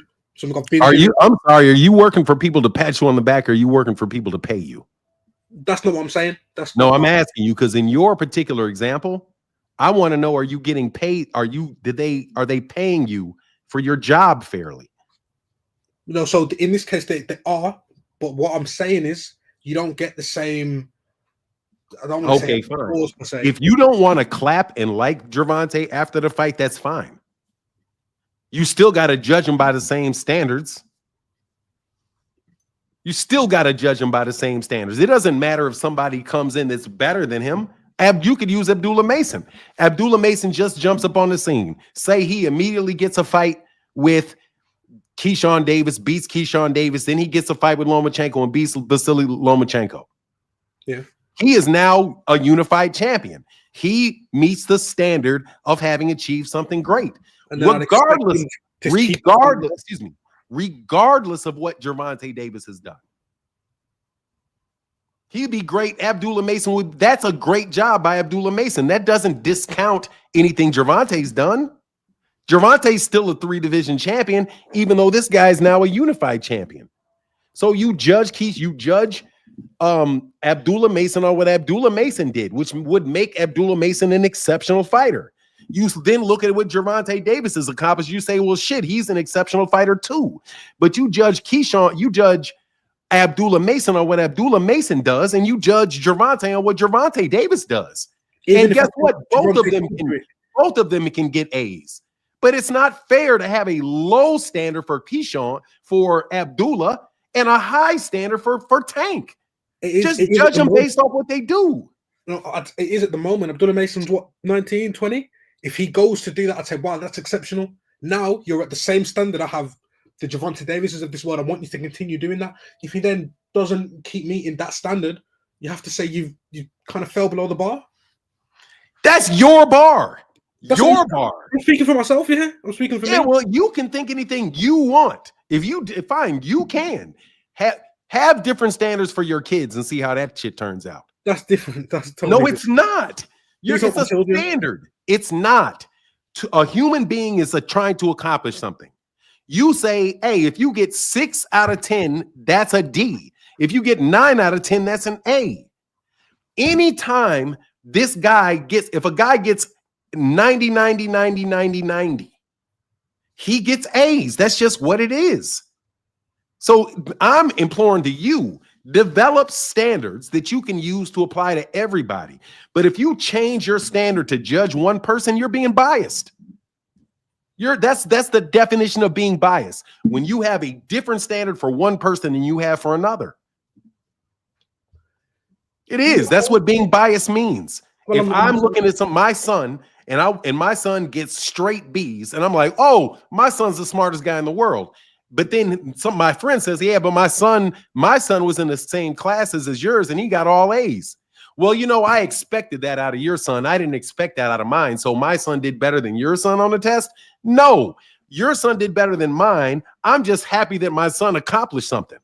But this person got all A's. So I have to tell my son, yeah, you did a great job, but you're still trailing him. So if you want to get the same respect and you want to get the same adulation, the same same academic scholarships offered to you, brother, you got to get 99s. You got to get 90s, 92, 93. So it reads A. I'm sorry, son. You're a B. He's an A. He gets into the school, and you got to go to state school. That's just how it goes. Gervonta Davis has won titles multiple times at 130. Multiple times at 130. 3 times or 5 times. 4 or 5 times he's beaten 130-pound champions. He moved up and won a championship at 140 against the currently reigning 147-pound champion. But if you look at that and you would say, well, if Keyshawn did that, I'd be celebrating it. But because it's Gervonta, no, I expected more out of him, and I'm going to wait until he gives me what I think he should get. No, that's unfair, man. Just come up with a standard and apply the standard equally to everybody that you deal with. I don't get within the boxing world why that is so hard. I can look at Turki Al-Sheikh and say, look, man, I don't like fights going over to Saudi Arabia, but shit, if he's paying the money and these fighters are getting the money, shit, he met the standard. He's paying the money. He's getting the fights done. I can't say Turki Al-Sheikh has never gotten a fight done. Turki Al-Sheikh's cards are garbage because they're not. If I hold Turki Al-Sheikh to the same standard that I hold Al Haymon, hey, man, that's fair. How many good cards does Haymon put on? How many good cards did Turki Al-Sheikh put on? If Turki Al-Sheikh is blowing Al Haymon away, I can't be like, well, you know, he's Saudi Arabian and he has more money. That's really why it's happening. It's not because he's who cares why it happened? The fact that it did happen, you got to give Turki Al-Sheikh his credit for having it. You can't hold Turki Al-Sheikh to some standard that nobody else lives with. And that works for the good and the bad. If you were lying out your pie hole all the time, like Bill Haney does, hey, man, hold, because you're supposed to tell the truth. Oh, well, excuse Bill. He's just a pathological liar. It's okay if he lies 15 times a day. No, it's not. He's still a liar. I don't care if he used to lie 100 times a day and he's gotten it down to 10. You still can't trust what he says. And I'm holding that standard, the same standard. If Al Haymon said the same things and did the same things, I would be saying the same things about Al Haymon that I say about Bill Haney. I don't get why people have a hard time treating Gervonta Davis fairly. Fairly means treat him the same way you treat everybody else in that circumstance. Anybody else in that circumstance would not have been judged like Gervonta has. Lomachenko turned down the fight. He turned down a fight.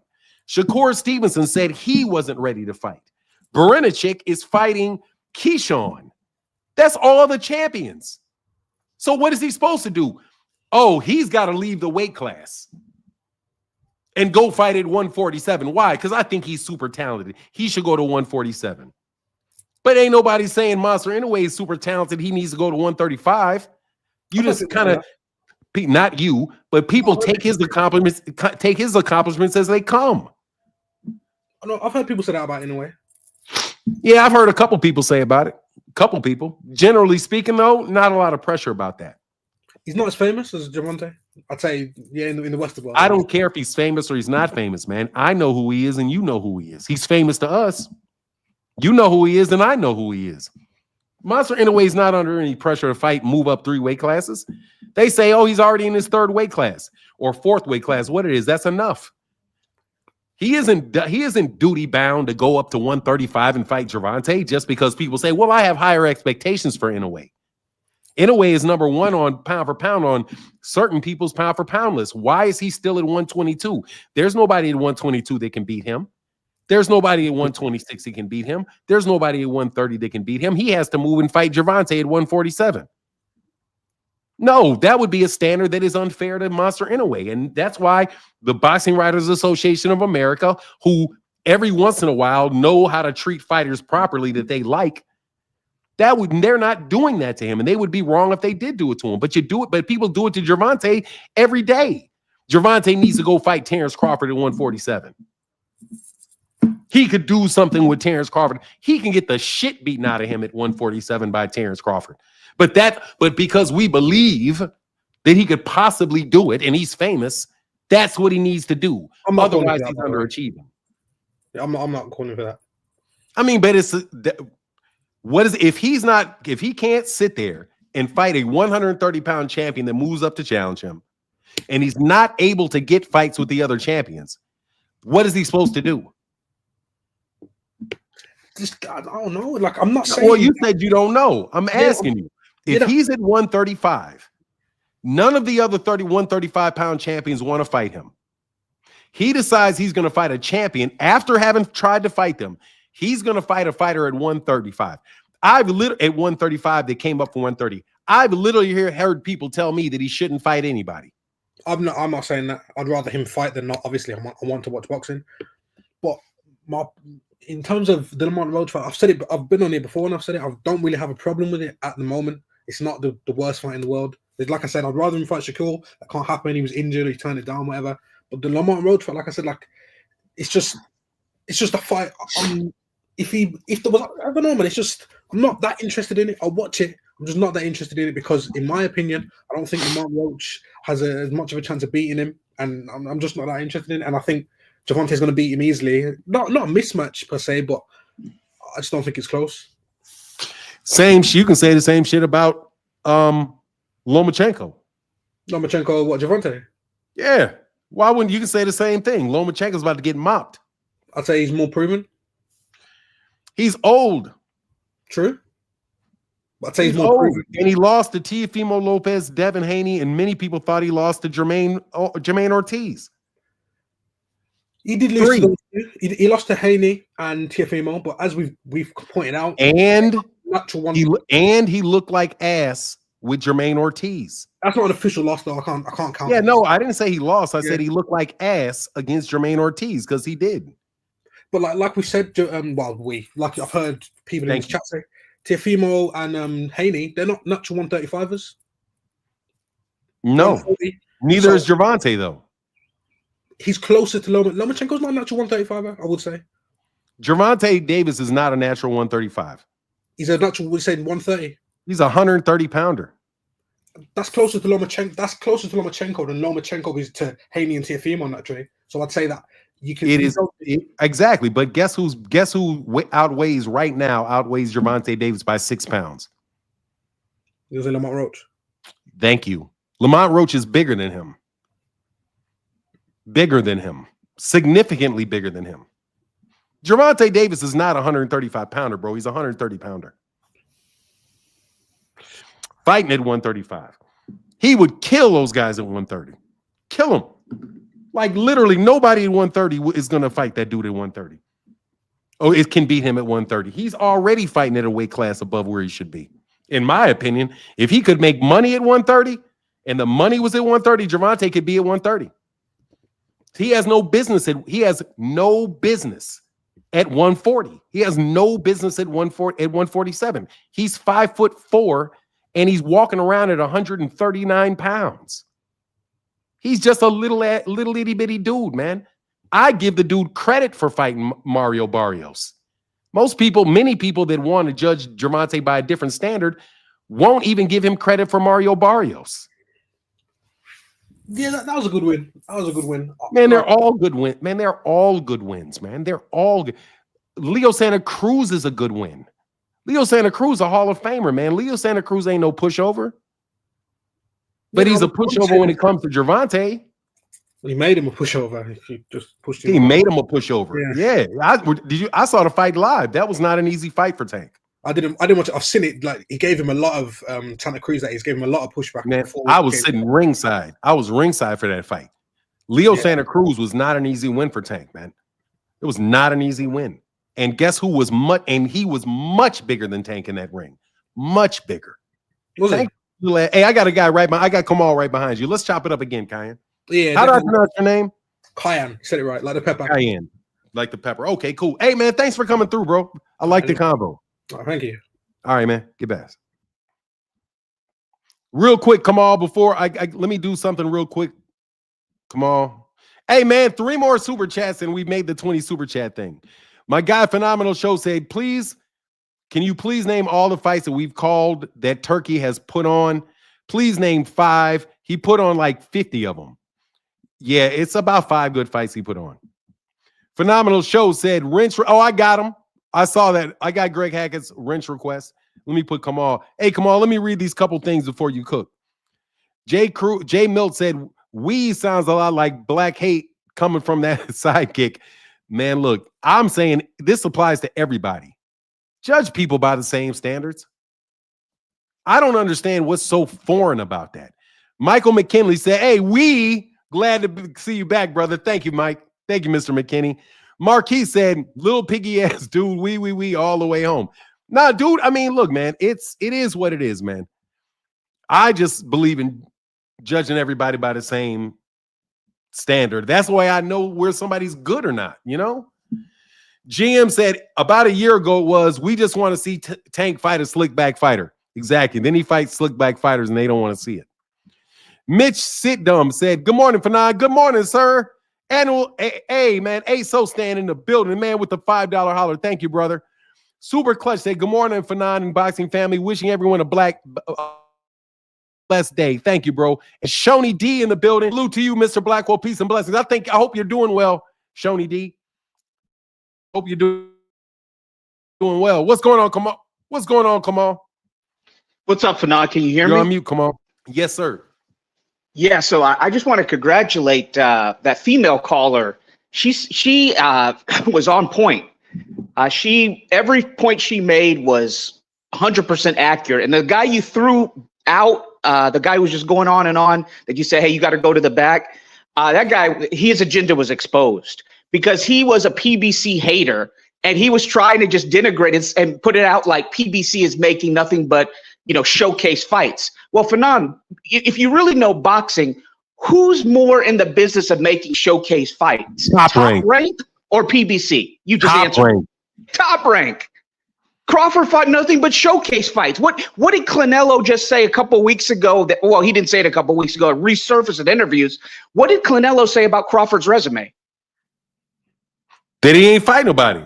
He fought one person, Errol Spence. Yeah, exactly. And that was when he was out of Top Rank. So the guy who had the agenda that PBC is doing nothing but fights between the massive A sides who are betting favorites and then B sides who have no chance was just full of it. I mean, supposedly Stanionis, a PBC fighter, is fighting Jerome Boutsinis. Now, that is a good fight. It's a unification. But if we had to pick a winner right now, Fanon, would we say that Stanionis is the overwhelming favorite as the PBC house fighter? No. We would both lean towards Jerome Boutsinis. We would acknowledge It's a good fight. It's a risky fight for Stanionis and Jerome, correct? Yes, it is. Again, so you can't be a man fan. You can't come up here spouting agendas and narratives that are easy to poke holes through. Turkey, I have congratulated Turkey when he's made good fights. I congratulated him for getting better Biev and Bivol, which is not a big money fight, but it's an important fight. It's good for the sport of boxing. When he got over the political BS from Bob Arum and the WBC about Russia invading Ukraine that Bivol had no responsibility for, and he was being punished for, who was the person talking about all that, Fanon, before that even got made? Who was talking about Bivol being discriminated against? You. Me. When no one wanted to talk about it. And so I was the first person on here to congratulate Turkey. But at the same time, I'm also going to call Turkey out when he's pushing for a fight that is not good for boxing. It's nothing more than a cash grab with Canelo and Crawford. When he should be pushing for and putting up the money for, which he has, Benavidez and Canelo. That's what he should be pushing for. That is what the boxing world wants to see. What'd you say, Fanon? Nah, you went out. You went black for a second. I couldn't hear you. I think you said David. You said David Benavidez fight, but then you went. Okay, I said this. I said I want, and the boxing world wants to see, but Benavidez versus Canelo. That's what Turkey should be pushing for. Even though Canelo really doesn't want the fight, but everybody has a number. But instead, he's pushing for a fight that's a massive cash grab. That's not good for the sport of boxing, with one guy just wanting to cash out, and that's Crawford and Canelo. It's not daring to be great. It's a massive cash grab. So I'm going to criticize Turkey in that regard. I'm going to criticize Turkey for when Bivol fought somebody late, he fought a Libyan militiaman that nobody ever heard of. You have Jaya Bataya. You can't hear me? Yeah, you keep breaking up. It's funny. I keep breaking up. Yeah, but maybe you're moving your mouth away from the. I don't What know. about now? Just keep going. Yeah, you're good. You're not breaking up now. Okay, maybe it's the position in the house. So what I'm going to say is you can't worship a person. No one is above praise. No one is below criticism. Or is it the opposite way, Fanon? No one is above criticism. No one is below praise. Yeah, that's about right. Okay. So we're going to be fair. People want Tank. Fanon, I'm sad. I truly think that people want Tank to have a tag team match, a handicap match, where he's got to fight two boxers, and then if he gets by the two boxers at one time, he's got to fight a Russian bear. That's the only time. That's the only time they're going to give Tank credit. You know what? And then Al Heyman was doing a lot of the same things that Turkey was doing, and he was getting sued for it.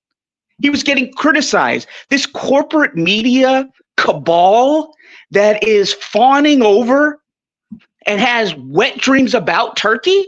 What were they doing when Al Heyman was trying to make big fights, Fanon? Complaining about it. Suing what were the about other promoters doing when Al Heyman was trying to make big fights and putting boxing on network TV? What were they doing to him? Sued him. And Al Heyman is not even a guy that likes the spotlight. Turkey likes the spotlight. So, I mean, again, people have to be fair because no one is below praise. No one is above criticism. And if Turkey was this benevolent man that people want to make him out to be, and I praised him. I think he's been good for the sport of boxing overall. He's made some mistakes. Then why aren't we getting Jai Opetaia versus unified champion Gilberto Zurdo Ramirez? Why hasn't that fight happened? Both of those guys are with DAZN. I don't know why it's not happened yet. Why haven't we had an emphasis on Turkey saying, hey, look, Canelo, I know that you don't want to fight Benavidez. You've quoted this $200 million price, but let's negotiate on this. Why haven't we had that discussion, Fanon? Because he ain't trying to do it. Because he's choosing his guy, the guy who he likes, Crawford, at the expense of Benavidez. And does he have the right to do that? He absolutely does. But just like the caller that I criticized who you threw backstage was trying to make Turkey out to be this benevolent guy who does things for altruistic purposes, he's not. Because if he were, he would be pushing what I just said instead of a cash grab. Instead of something that everybody from Fable Sanchez to even just now Mike Tyson said that Crawford Canelo, they have no business fighting each other, to include those clips, those videos I sent you, Fanon, where Crawford himself says to someone who proposed that fight a few years ago, you don't know boxing if you want me to fight Canelo and Triple G. That's what Crawford himself said. So Crawford agrees with me. So again, people have to be fair. PBC is sending Stanionis over there, their fighter, to fight Jerome Boutsinis when he could take an easier fight in Giasov, which was the mandatory, WBA order mandatory, where he's probably going to lose. He's definitely not the favorite. Okay, so you can't say these, but when you have these corporate media cabal talking points, that's what happens. And, you know, you got to be fair to Tank. Again, Devin Haney, Fanon, if you look at his Twitter, he has talked badly about Gary Antoine Russell. He talked badly about Africa Richardson Hitchens. He talked badly about Albert Puello. He talked badly about Sandor Martin. Did he fight any of those guys at 140, Fanon, in a dangerous division? Any of the names I mentioned, did Devin Haney fight them? No. No. He paid step-aside money to duck Sandor Martin. So these guys who are praising Shakur and Devin and try to utilize that to trash Tank, you guys got to be realistic. Devin never cleared out a division. Congratulations to him for being undisputed at 135, but he beat one guy in Lomachenko. Once 135 got hot, he didn't fight Shakur. There was a hang-up over the 25%. 140, he paid a dangerous mandatory, a potential legacy fight, and he stepped aside. Now he's fighting Ramirez. So that's all I got to say, Fanon. I'm just telling you guys got to be fair. You got to be realistic. Again, no one is below praise. No one is above criticism. And the same things that you're praising Turkey for, Al Heyman tried to do, and you hated on him because he's a black man and he was not in corporate media's pockets. Where Turkey's trying to buy corporate media. I mean, he's bought corporate media, and he's a good guy. He's good for the sport, but he makes mistakes and he plays favorites, just like all these guys do. They all put their pants on one leg at a time. With that, I'm out. Thank you, Fanon. All right, brother. Get back with you, man. Always good to hear from a phenomenal show. Hey, on the Cash App, we have, thank you for the support on the Cash App. To Mike Barbara Davis, big $10 holler in the Cash App. Thank you, Barbara Davis. And that is another one. We're at 22 donations. And a third one is my guy, Judah, in the building with the $3 holler, says Devin Spar. Oh, he wants to see the Devin Haney sparring tape again. So, yeah, let me play this real fast before I get on. Hey, man, IOTBA, I saw you, brother. Sorry about that. If you want to come on and jump on real quick, you'll be the last. You can be the last caller. Phoenix the Assassin says, WBC said Morrell, Dave Benavidez's winner is the mandatory at 175 and will fight the winner of Bivol Beterbiev. 2, Haney ducks everything except left hook. Man, those guys up there with the big boys, man. Thank you. Much love, man. Hey, IOTBA, man, I saw you, brother. IOTBA is from the Spit Bucket podcast, man. He's a really good dude. He stopped by. I should have brought you up right away. The next time I see you, IOTBA, I'll bring you right up. That's my bad. Anyway, look, I'm going to get up out of here. Much love to everybody in the chat, everybody in the super chat. Just to let you know, I have to drive. I'm driving to Kansas today. So I do believe that I'm going to do the live stream tomorrow. Oh, Frequency Fire, you're not blocked. I unblocked you. Sorry about that, man. Sorry about that. But anyway, I'll be back tomorrow. Hopefully, a small chance I might not be, but I probably will be. Ryan ducked nothing except Vada. That's funny. All right, y'all, but I'm out of here. Salute to y'all. Have a wonderful day. Deuces.